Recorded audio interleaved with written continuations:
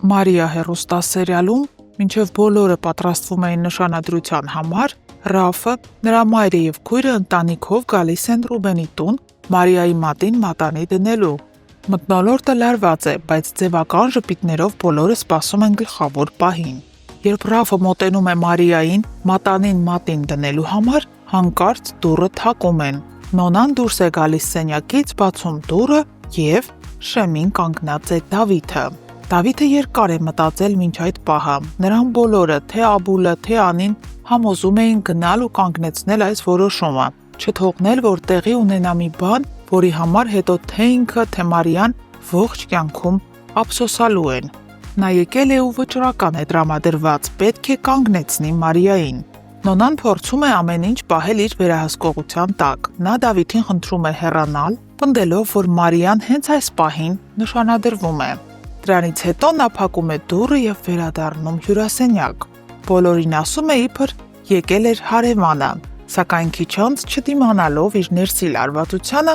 Նոնան Մարիային ասում է ճշմարտությունը։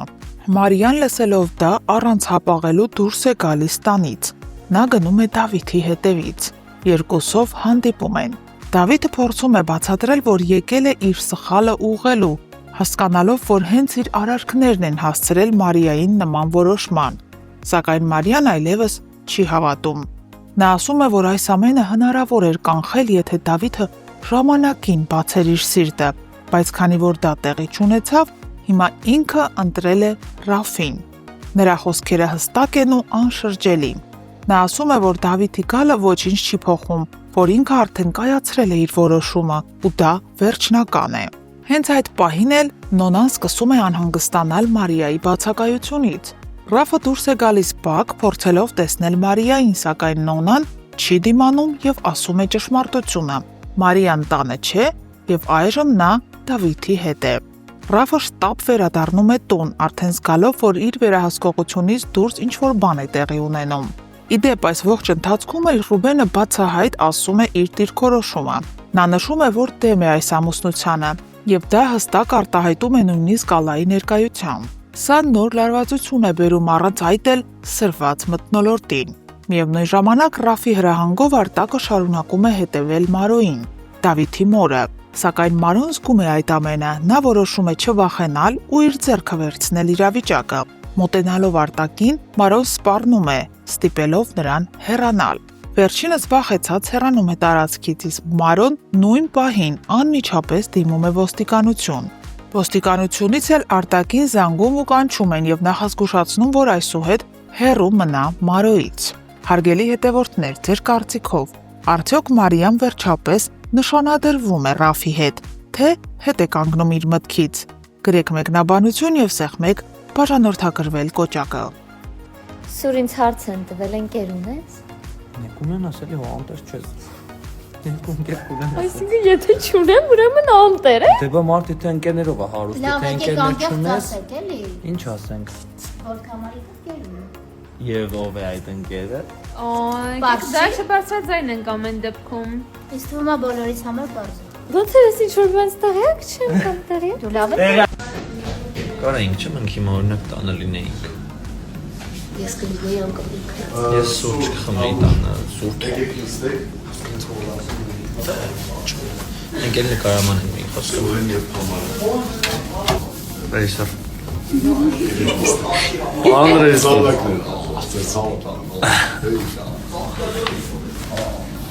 Դե գնա, նստել ես։ Ես դες ուզում եմ ցույց տալ, թե ոնց է հնարավոր դառնալ դերասան եւ ուղղակի պարկած փող աշխատել։ Խնդրեմ։ Սովինան, ինչի՞ չես աշխատում։ Ալլա, աշխատի։ Որովհետև չգիտեմ։ Այսօր եմ նկարահանման։ Այսօր նեժնի նկարահանում է, էլի։ Անիմաստ գովազ նման։ Չէ՞ սուր։ Նեժնին նստես սպասում եմ դու իրան գովազ կանես։ Ես Վարդանի կյանքից եմ ուզում։ Կրավատս քանդելա մեջը պարկելա։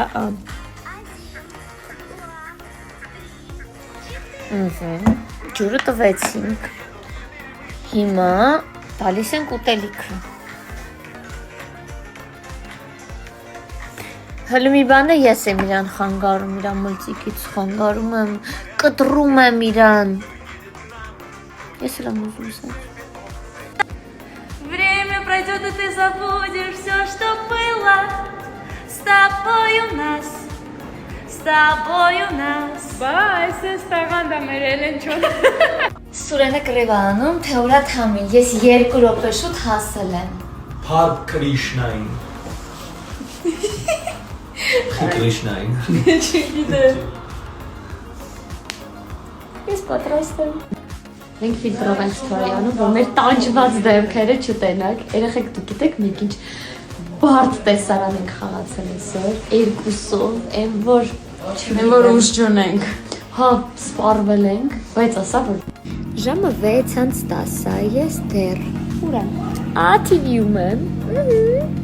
Դեռ նկարահանման եմ, ես բայդրությամբ պետք է սցենար կրկնեմ առավոտին 9:30-ից էստեղ եմ, 3:00-ից и վաղ էստեղ եմ։ Я в плену, помогите։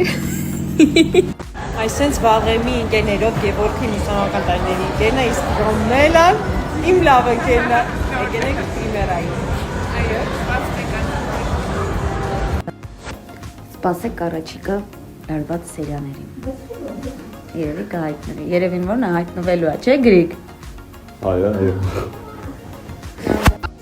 Ես այսօր այնքան բան եմ հասցրել անեմ, ուղղակի չեք կարա պատկերացնեք, իսկ պատկերացնելու համար մենակ մի բան կասեմ։